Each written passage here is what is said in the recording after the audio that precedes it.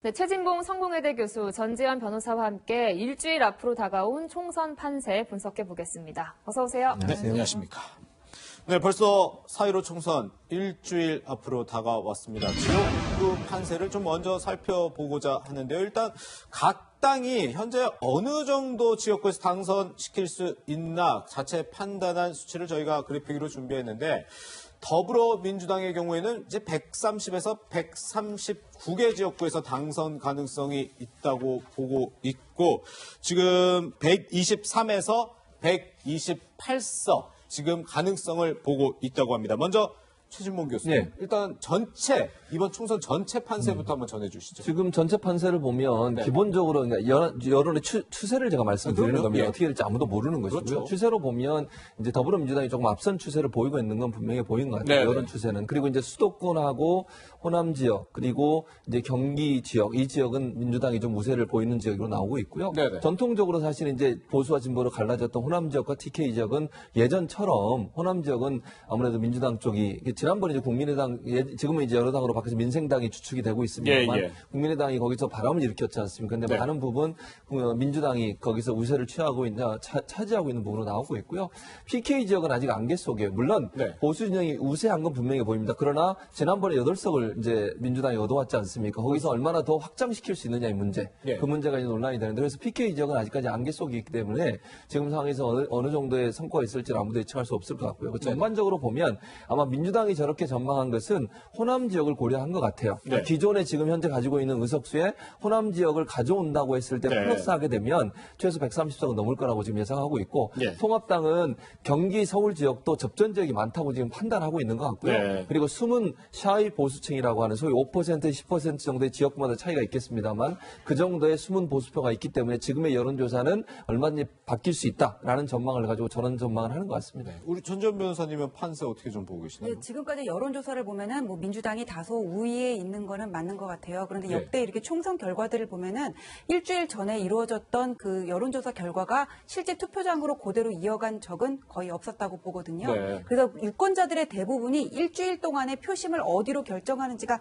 관건이 될 것으로 보이는데 그럼 이제 유권자들이 지금까지 나온 여론조사를 결과를 보고 어느 층으로 마음을 잡을지가 이제 관건이 될 것으로 보이고 네. 지금 보면은 특히 수도권이라 PK 지역 중심으로 박빙 또는 아니면 야당이 박빙 열세인 지역이 대부분인 것 같아요. 네네. 근데 과거 대선에서 노무현 전 대통령과 정몽준 후보의 단일화가 깨지면서 네네. 노무현 전 대통령의 지지층들이 결집했던 거 기억나시죠? 아, 그렇죠. 예, 이런 과거의 그런 어떤 전례들을 미루어 볼 때 중도 보수층의 결집이 과연 이루어질 것이냐가 이번 선거 결과의 관전 포인트가 될 것으로 보입니다. 그렇군요. 네, 수도권 얘기도 해볼게요. 이번 총선 지역구의 약 절반가량이 뭐 수도권에 지금 달려있다고 하는데 어느 지역이 좀 눈에 띄시나요?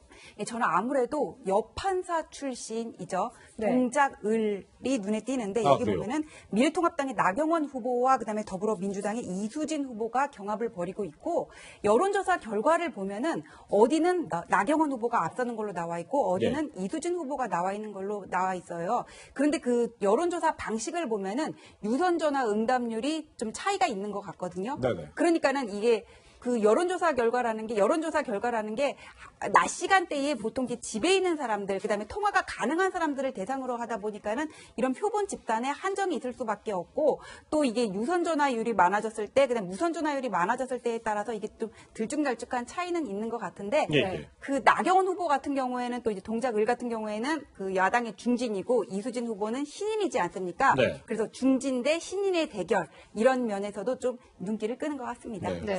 우리 최 교수님도 좀 서울 지역에서 눈길 끄는 부분 어디라고 보시나요? 아무래도 이제 말씀한 동작을도 눈길을 끌고 아, 예. 광진을이죠. 광진을이 아무래도 광진을이요? 이제 눈길을 끌 수밖에 없어요. 네. 야권의 이제 대권 잠룡이라고 할 수 있는 오세훈 후보가 거기서 오랫동안 1년 전부터 거기 사실은 털을 잡고서 열심히 선거운동 해왔거든요. 예. 그런데 지금 고민정 대통령 청와대에 대변인 했던 분이 내려가면서 네네. 이제 신구 대결이 된 거죠. 그런데 지금의 정권의 어떤 임 역할을 했던 분과 예전에 어떤 잠룡으로 분류되는 분의 대결이 대결이기 때문에 상징성이 있다고 보여져요. 예. 오세훈 후보 같은 경우 인지도로 보면 뭐 당연히 오세훈 후보가 앞장서죠. 그러나 네네. 이제 고민정 후보가 지금 현재 판세로 보면 뭐 여론조사 여러 결과들 보면 약간 앞서는 걸로 나와요. 네. 그런 걸로 본다고 하면 이거 그냥 인물론보다는 제가 볼 때는 정권에 대한 지지 또는 정부가 지금 하고 있는 데한 지지가 더 많이 먹히고 있는 게 아닌가 하는 생각이 들고 네네. 저 지역은 대대로 추미애 지금 현 법무부 장관이 다선을 했던 지역입니다. 그래서 야당성에 강하기 때문에 그런 부분이 작용을 한 것 같아요. 그러니까 오세훈 후보 입장에서는 인물론으로 나가고 있는데 인물론보다는 여야 대결 구도로 가다 보니 고민정 후보가 조금 더 앞서는 추세가 나오는 게 아닌가 이렇게 볼 수 있을 것 같습니다. 네. 네. 지금 뭐 고민정 후보가 최진봉 교수님 앞선다고 했는데 저희가 준비한 여론조사에서는 오차 범위 안에 두 후보가 있다는 말씀 저희가 좀 말씀을 드리도록 하겠습니다. 사실 서울 동작을과 서울 광진을은 그동안에 뭐 격전지다 이런 얘기 워낙 많이 나왔기 때문에 서울의 좀 다른 지역도 혹시 눈여겨보는 데 있는지 궁금한데요. 아까 이게 교수님께서 광진 을 지역 같은 경우에는 과거에 추미애 후보가 계속 당선됐던 네네. 지역이라고 말씀하셨는데, 그러니까 지금의 여권세가 강한 지역이에요. 근데 서울의 중간에 있는 중구 성동 을 지역을 보면은 예. 여기는 이제 20대 총선부터 중구 일부 지역하고 이렇게 성동구 몇 개 지역하고 합쳐졌어요. 인구 조정 때문에 선거구가 조정이 됐는데, 중구 같은 경우에는 과거에 뭐 정대철 후보, 박진 후보 이런 식으로 여당과 야당의 후보가 계속 이렇게 반복이 되어 왔었던 지역이거든요. 그러니까 어디가 더 이렇게 우세하다고 단정을 하기가 어려운 지역인데, 지난 20대 총선 같은 경우는 이제 3자 구도 가운데서 지상욱 후보가 당선됐는데, 예. 지금 21대 총선에서 지상욱 후보와 민주당의 박성준 후보의 지지율을 보면은 정말 박빙의 승부에서 접전에서 오차 범위 내에서 박빙의 승부를 그러네요. 펼치고 있다 그렇게 볼 수가 있는데, 네네. 또 저 지역 같은 경우에는 왜 이렇게 유권자들을 만나고 이렇게 선거 운동을 할 때 보면은 부부가 같이 하는 경우가 많잖아요. 네네. 지상 후보 같은 경우에는 이제 배우자인 심은아 씨가 이렇게 같이 동반을 하면서 같이 이렇게 유권자들을 만나면서 또 이렇게 네네. 눈길을 끈 적도 있습니다. 네. 그렇군요. 뭐 이 민주당의 박성준 후보도 방송인 출신이다 보니까 많이 뭐 얼굴이 알려졌기 때문에 뭐 그런 점에서 어떻게 좀 나중에 효과를 볼지는 좀 궁금하기도 하네요. 우리 최진봉 교수님한테는 이 부분도 여쭤보고 네. 싶은 게 사실 지금 뭐 저희가 주로 더불어민주당과 미래통합당의 대결 구도의 지역들을 얘기했는데 예. 정의당의 간판 주자라고 할 수 있는 심상전 대표가 또 그렇죠. 출마하는 지역도 네, 있잖아요. 이 맞습니다. 부분도 관심이 가지 않나요? 관심을 가죠. 경기 예. 고향 갑인데 네네. 이 부분은 사실 이제 진보표가 분산될 수 있는 그런 상황이에요. 지금 그래요? 상황이. 왜냐하면 지금 민주당의 문명순 후보가 나오는데 이분도 한국노총 출신이거든요. 네네. 노조 출신이시기도 하고 정의당 심상정 후보가 나와 있고 그다음에 예. 통합당에서 이경원 후보가 나와 있는데 그러다 보니까 진보표가 문명순 후보하고 심상정 후보가 갈라질 가능성이 있어서 예. 우려가 됐었어요. 물론 지금의 여론조사를 보면 심상정 후보가 약간 앞서는 걸로 나오고 그러네요. 예전에는 사실 좀 그 심상정 후보가 뒤지는 결과도 있었어요 한번.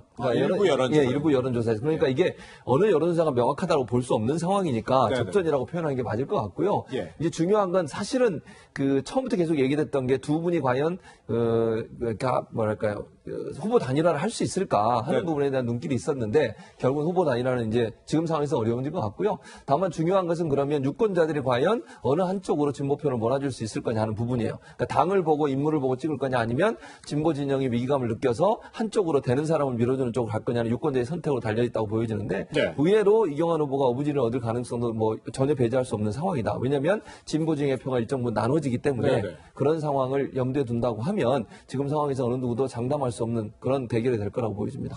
네, 수도권 얘기해봤는데요. 변호사님, 수도권 외에도 박빙인 지역 많잖아요. 어디 좀 주목하고 계십니까? 그러니까 우리가 총선을 할 때 눈여겨봐야 될 지역이 수도권과 그다음 PK거든요. 이 지역의 예. 민심은 어떤 뭐 현 정권의 지지도라든지 심판과 같은 어떤 거시적인 이슈에 관한 바로미터가 될 수 있는 지역이 바로 여기인데, 저는 PK 지역에서 부산 진갑을 눈여겨볼 수가 있다고 생각합니다. 왜 그런가요? 이 PK 지역이라는 그 센서티브한 그 지역적인 특성과 함께 여기에는 더불어민주당과 미래통합당의 부산 간판 주자가 맞붙었다고 볼 수 있는 지역이거든요. 네. 그다음에 여론조사상에서 나타나는 수치도 보면은 김영춘 후보와 서병수 후보가 토를 이렇게 앞서거니 뒤서거니 하면서 정말 누가 더 우위에 있다고 말할 수 없을 네. 정도로 오차 범위 내에 박빙의 승부를 펼치고 있어서 그러게요. 과연 이 지역의 민심이 어디로 기우는지가 관건이 될 것으로 보입니다. 네.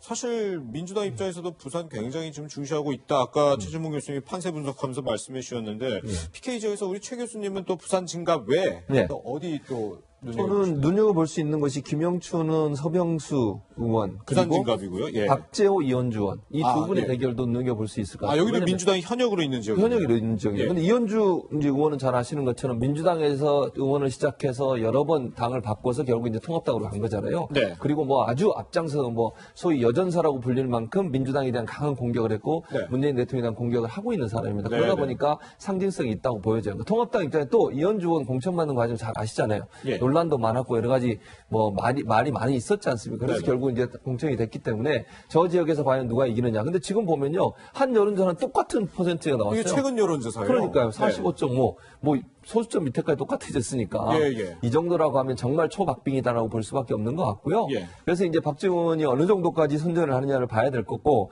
또는 이현주 의원이 이제 그 부산 지역에서 본인의 어떤 그 색깔을 바꿔가면서까지 정부를 강하게 비판했는데 그것이 먹힌다고 하면 부산 지역 특히 이 지역에서 문재인 정부에 대한 심판론이 강하게 작동했다고밖에 볼 수 없는 거 아니겠습니까? 예. 그래서 그것이 어떤 결과가 나오냐에 따라서 현 정부에 대한 심판론이 어느 정도 영향을 받았느냐 못 받았느냐를 될 수 있는 바로미터가 될 수 있다고도 생각이 됩니다. 네, 또 교수님 이번 총선에서 이 경남 양산을 문 대통령 사저가 있는 그렇죠. 곳이잖아요. 맞아요. 여기도 관심이 큰 것 같아요. 관심이 크죠. 왜냐하면 이 김두관 의원은 사실 본인이 김포가 본인의 지역구예요 지금. 네. 그런데 내려갔거든요. 예. 그리고 나동현 후보 같은 경우는 여기서 오랫동안 시장을 하고 지방자치에서 열심히 일했던 분 중에 한 분이고 네, 이러다 보니까 지역에 대한 어떤 그 뭐 사정 이런 부분 나동현 후보가 훨씬 더 잘 알고 있다고 볼 수 있죠. 그러나 아까 말씀하신 것처럼 문 대통령의 사저가 있는 곳이에요. 네. 근데 여기서 만약 패하게 되면 상징성이 있지 않겠습니까? 단순히 그냥 두 사람의 대결로도 볼 수 있지만 문재인 대통령의 사저가 있는 고향에서 만약에 민주당이 패하고 통합당이 승리를 했다. 네. 그럼 그 한석의 의미보다는 그 한석이 갖고 있는 무게감이라고 하는 점에서는 상당히 민주당에서는 뼈아플 수 있어요. 예. 그래서 올인할 수밖에 없는 것이고 김두관 후보도 이번에 당선이 되면 대권 후보로서 얼마든지 약진할 수 있는 기회가 되거든요. 근데 만약에 여기서 실패하게 되면 입지전적 인물로 이장부터 시작해서 뭐 계속 장관까지 했고 그리고 이제 국회의원 한 거니까 이분이 이번 기회에 당선이 되느냐 안 되느냐에서 본인의 정치적 입지에도 상당히 큰 영향을 미칠 걸로 보여집니다. 네. 네. 사실 지금 지역구 경쟁만큼 뜨거운 곳 바로 비례대표 경쟁일 텐데요. 이번에 선거법이 바뀌어서 이제 비례 위성정당 또 비례 전문정당 이런 데들이 많이 등장해서 비례대표 어떻게 될지도 참 궁금합니다. 저희가 이 한국갤럽이 지난 3일 발표한 여론조사 결과에 따라 그 이제 의석수가 배분이 어떻게 될지 이제 가상으로 시뮬레이션 된 결과를 저희가 준비를 해 봤는데요. 먼저 전지현 변호사님 어떻습니까? 지금 보면 미래한국당이 뭐 저 정당 각각으로 봤을 때는 가장 많은 의석수를 차지할 가능성이 있다는 얘기는 아직 저 여론조사 지지율이죠. 네, 그럴 수는 있는데 예. 지금 부동층이 25% 정도나 되고 네. 그다음에 미래통합당, 자매정당이라고는 하지만 미래통합당에 대한 지지율보다는 조금 못 미치는 걸로 나타나고 있거든요. 네네. 그러니까 이거는 지금 뭐냐면은 어떤 그 거대 양당의 어떤 비례 위성정당 꼼수에 대한 유권자들의 염증을 반영하고 있는 부분이 있다고 보고 예. 저 비례 의석수는 더불어민주당 같은 경우에는 이제 더불어 시민당과 열린민주당이 좀 이렇게 의석수를 분할하게 되거든요. 예. 그래서 열린민주당이 최근에 윤석열 검찰총장의 어떤 측근들을 고발장을 내면서 뭔가 강공책을 펼치고 있는데 네네. 여기에 대해서 친문층과 중도층이 어떻게 분산될 수 있는지 이 부분이 비례의석수를 얼마나 가져가느냐의 관건으로 볼 수 있는데 그다음 미래한국당 같은 경우에는 보수 유권자의 입장에서는 선택의 여지가 미래한국당이랑 국민의당밖에 지금 없는 상황이거든요. 예. 이럴 경우에는 지금 미래한국당에서 지금 몇 차례 계속 막말이 나오고 있어요. 예. 이런 것들이 계속 나오다 보면은 유권자들이 내가 지역구는 어쩔 수 없이 보수당에 표를 준다고 하더라도 비례당의 경우에는 뭔가 좀 생각을 해보겠어 이런 식으로 고개를 등을 돌릴 수가 있는 거거든요. 예. 그래서 앞으로 막말이 나오거나 그 표 관리를 얼마나 안정적으로 관리하느냐가 비례 의석수를 얼마나 가져가느냐의 관건이 될 것으로 보입니다. 네, 조금 전에 이 비례정당에 대한 지지율 미래한국당과 더불어시민당 뭐 23%, 21% 이건 오차범위 아니기 때문에 누가 뭐 앞서고 있다, 뭐 뒤지고 있다 이렇게 좀 표현할 수 없는 수치라는 점 고지를 드리겠습니다. 네, 기타 정당 이야기도 해보겠습니다. 교수님, 민생당이나 정의당, 국민의당은 이번 이 비례대표 선거에서 좀 의미 있는 득표할 수 있을까요? 그러니까 참 안타까워요, 사실은. 그러니까 네. 선거법 바꾸면서 가장 큰 목적 중에 하나가 이런 이제 조그만 정당들, 소수 정당들이 좀 더 많은 사람이 의석을 가지고 의회에 진출할 수 있도록 기회를 주자고 해서 만든 건데 결국은 또 독식을 저대 양당이 하는 거잖아요. 민주당과 통합당이. 네. 저는 개인적으로 참 안타깝다는 생각이 들고 그래서는 그렇게 안 했어야 되는데 이런 일을 한 걸 참 저는 정말 별로 개인적으로 동의하지 않습니다. 그러나 네네. 그런 상황이 되다 보니까 지금 말씀하신 소수 정당들에게는 의미한 결과를 내기가 어려워졌어요. 정의당 같은 경우도 원래 계획했던 것보다 지금 제가 볼 때 의석수가 줄어들 가능성이 충분히 있거든요. 예. 왜냐하면 여야 대결이 너무 강하게 되다 보니까 거대 양당의 대결이 강하다 보니까 표가 결집될 가능성이 있습니다. 물론 전 전 변호 지적처럼 중도층이 아직 있기 때문에 그 무당층이나 중도층이 어디로 갈 거냐를 볼 수 있겠지만 예. 이게 새 대결이 너무 강하게 되면요. 중도에 있는 분들도 어느 한쪽에 힘을 실어줘야 된다는 판단을 하게 돼요. 아, 예. 예를 들면 이거 현 정부의 지지를 보내줘서 현 정부가 힘있게 일을 추진해 나갈 수 할 것이냐 아니면 정권을 견제해서 정권 심판론에 힘을 실어줘서 현 정부에 대한 경고를 할 것이냐 하는 부분에 강하게 영향을 받다 보면 네. 그러면 한쪽으로 평소에 뭐 내가 어느 A라는 정당을 찍고 싶은 마음이 있었지만 이렇게 했다간 내 표가 사표가 될 수도 있겠구나 생각해서 다른 당당을 지지할 가능성이 있거든요. 그러니까 거대 양당의 경쟁 구도가 강해질수록 결국은 표가 한쪽으로 집중될 가능성이 있다. 그러면 결국 이제 소수 정당들은 현재 예상했던 것보다 더 의석수가 줄어들 가능성이 있다는 생각이 듭니다. 네. 이제 앞으로 일주일 뒤면 이제 4.15 총선 날인데 이거 좀 단답으로 좀 여쭤볼게요.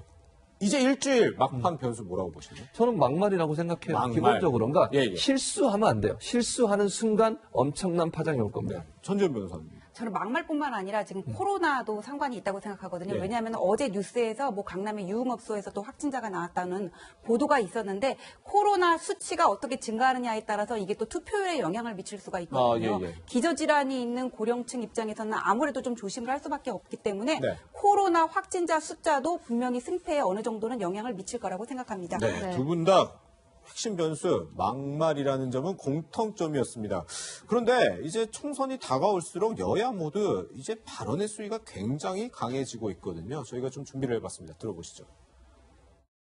미통당의 김종인 이 선대위원장은 황교안 MR을 타고 박형준 시종을 앞에 데리고 대통령 탄핵이라는 이 가상의 이 풍차를 향해서 정부에 있지도 않은 사람을 심판한다며 이낙연 후보에 대해서 한 말씀 드리겠습니다.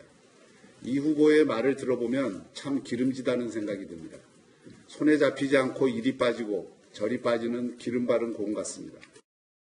네, 또 지금 뭐 막말 실언 주의보 해가지고 더불어민주당 도종환 충북 청주 흥덕구 후보 같은 경우는 뭐 우리가 북한보다 미사일 더 많이 쏜다 이 발언이 논란이 되고 김대호 이제 전이 됐어요. 미래통합당 서울 관악가 후보는 이제 세대 비하 논란으로 지금 제명까지 됐는데 최 교수님 실제 선거에서 이런 막말 실언이 얼마나 큰 영향을 미쳐왔나요? 엄청난 영향을 미쳤죠. 뭐 대표적인 거는 정동영 전 열린우리당 의장이었죠. 그 당시에 이제 노인 폄훼 발언 때문에 원래는 그때 당시는요 한 180석 정도까지 얻을 수 있다는 기대감이 있었어요.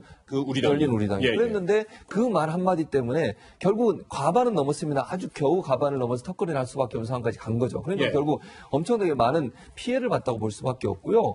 이런 일들이 뭐 비일비재하게 있었습니다. 지금까지. 그럼 결국 이 말 한마디가요 사람들에게 미치는 파장은 우리가 생각하는 것보다 훨씬 크다는 걸 기억해야 돼요. 지금 김대호 지금 전 후보가 돼버렸죠. 제명을 당했으니까. 그렇죠. 제명을 잘했다고 저는 생각해요. 안 했으면요 저 통합당은 지속적으로 저 문제 가지고 계속 문제를 삼았을 겁니다. 통합당은 문제가 됐을 겁니다. 그래서 선제적으로 조창을 아주 잘한 거예요. 왜냐하면 저 말이요 지금 30, 40대 비하했죠. 그리고 이제 여기 뭐 본인 아니라고 주장합니다만 일반인들이 볼 때는 그렇게 생각할 수 있는 부분이 많다는 말씀을 드리는 거고 어제는 나이 드신 분들에 대해서 모두 다 장애인이라는 얘기를 했어요. 물론 본인은 앞뒤 맥락을 다 자르고 그것만 얘기해서 문제가 됐다고 얘기하지만 그런 말 자체가 문제가 되는 거예요. 장애인이란 말과 나이 드신 분들을 왜 연관을 시키는 거예요. 아무런 의미 없이 하더라도 지금 도종환 의원도 마찬가지라는 개념이 들거든요. 미사일 쐈다. 이게 우리도 미사일 훈련 많이 한다. 뭐 이런 의미로 얘기한 것 같지만 북한보다 많이 쐈다 얘기하는 순간 그것이 어떤 형태로든 부정적 영향을 미친다는 걸 생각해야 돼요. 그런 부분을 고려하지 않고 말을 그냥 하게 되면 그거 말만 하나만 가지고 예를 들면 촌구석 우리 동네는 왜 이렇게 촌스럽냐 이런 말들이 이게 논란이 되고 있는 거잖아요. 앞뒤 맥락을 보면 이해되는 부분도 있어요. 그러나 그런 말 한마디가 단어 하나가 결국 총선판에서 엄청나게 여론을 움직일 수 있는 효과가 있다는 걸 생각한다고 하면 말을 정말 조심하게 해야 됩니다. 그렇군요. 네, 이렇게 일주일 앞으로 다가온 21대 총선 막판 변수와 판세 분석해봤습니다.